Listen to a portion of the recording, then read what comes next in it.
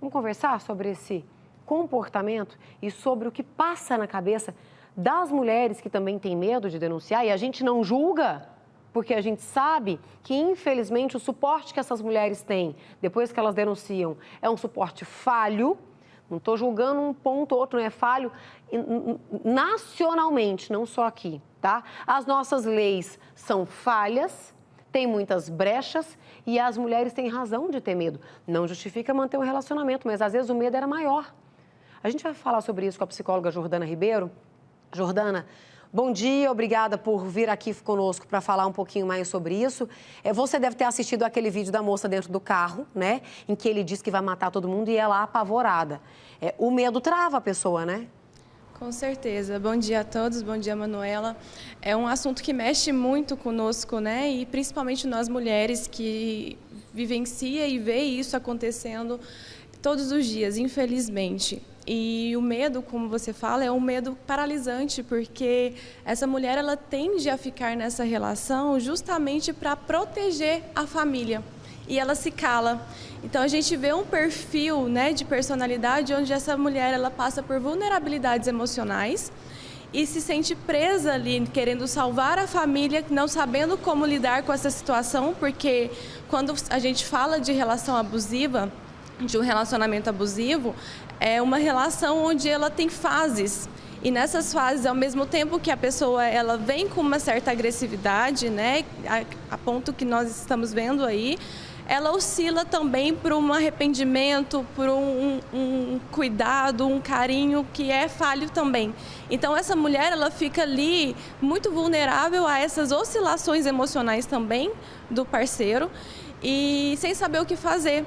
Porque, como você bem falou, Manuela, infelizmente a gente tem uma política pública falha, né? A gente não está aqui para apontar o dedo, mas a gente precisa falar sobre isso, porque são situações que acontecem todos os dias, em todos os lugares. Mulheres passando por situações onde elas entram em estado de vulnerabilidade e que ela se cala, é agredida não só fisicamente, porque o físico é um ponto ali que é no extremo, mas ela vem com uma relação que ela é agredida psicologicamente, financeiramente, e às vezes as pessoas acham que não é agressão, que não é uma relação abusiva. Então a gente precisa falar sobre isso e poder alertar as pessoas também em relação a essa questão. Não é hora mesmo de julgar. A gente até recebeu uma mensagem, Jordana, eu vou pedir licença para você rapidinho, a gente vai encher a tela aqui com a mensagem, que eu fiquei muito pensativa a respeito disso. A mulher disse o seguinte, mandou para a gente agora: eu já vivi 2 casamentos agressivos assim, mas hoje prefiro ficar sozinha,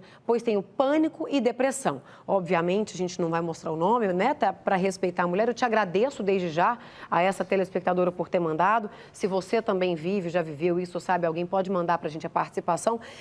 Por que às vezes a mulher, não só a mulher, isso pode acontecer com o homem também, mas a gente sabe que é uma realidade, né, mais da mulher.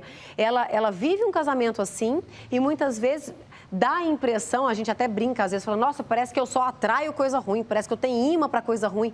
Por quê? Às vezes é uma carência ou essa mulher, ela acredita que esse homem vai mudar.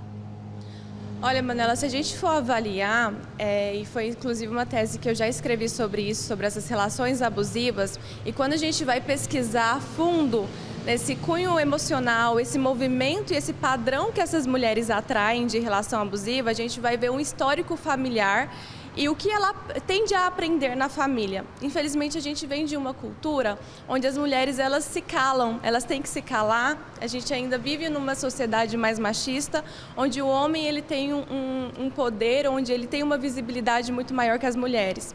E as mulheres elas tendem a aprender esse padrão de repetição da família. E aí ela aprende que ela precisa se calar, que o homem está sempre certo, que ela não tem voz. Então, se essa mulher está num ambiente onde ela não aprende a ter voz, não aprende a se posicionar, onde a autoestima dela está baixa, ela vai receber e vai atrair, né? Vai concordar com relações abusivas. Então, são 2 situações onde a gente vê assim, a vítima e o agressor, onde os dois têm dificuldades emocionais, tem questões emocionais para serem trabalhadas, e esses dois se atraem de certa forma na questão das falhas emocionais, né, das questões de inseguranças, de desestrutura da autoestima. Então essa mulher, ela tende a acreditar que até ela está errada por o parceiro fazer isso com ela. Então ela se sente culpada. Então é um padrão de aprendizagem também do que ela vê e acredita como certo. Infelizmente tem essa desestrutura, né? É impressionante como isso acontece, né, Jordana? Eles têm a capacidade de fazer as mulheres acreditarem que a culpa é delas, pela agressividade. Você me tirou do sério, você é isso. Aí depois vem aquela coisa tentando confortar a mulher, tentando contornar a mulher, porque ama e por carência, muitas vezes. Não é um julgamento, tá, gente? Pelo amor de Deus, eu compreendo completamente. Ela quer acreditar. Deixa eu só abrir mais 2 participações de telespectador que eu tenho achado interessante as pessoas participarem para a gente mostrar que isso é muito mais comum do que a gente imagina. Uma é essa. Bom dia, há 10 anos vivi o que essa moça estava vivendo.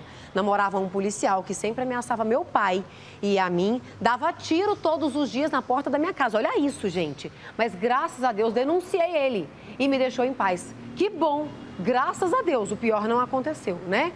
Próxima participação, eu conheço uma menina que vive trancada porque é ameaçada. Ela só tem 17 anos. Gente, tem mais uma? Mais uma. Pode puxar então a próxima. Ah, travou ali, mas aqui, depois a gente abre.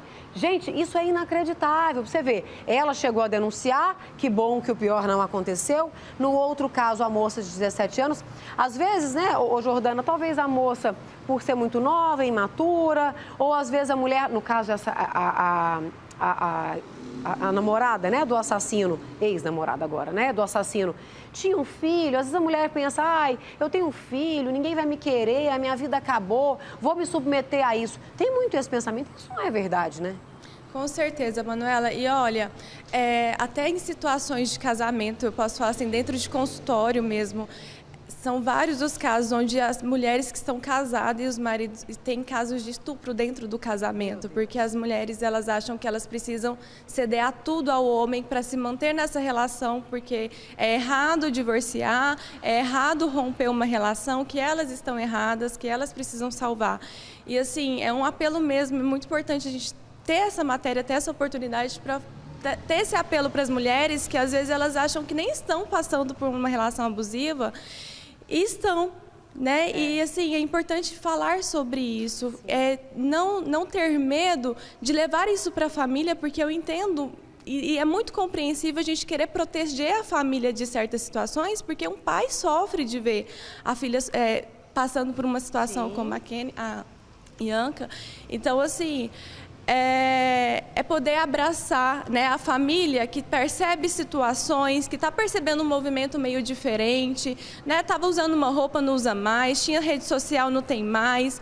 Começa a questionar, né, de uma forma empática, né, porque a gente está aqui no momento de falar com amor, com empatia, e trazer essa pessoa para perto. E o quanto antes, né, Jordana? Desculpa te interromper, mas o quanto antes, porque às vezes, se no começo isso tivesse sido notado e tivesse afastado, talvez não teria chegado a esse ponto. Mais uma vez, só reforçando que a gente não está aqui para julgar.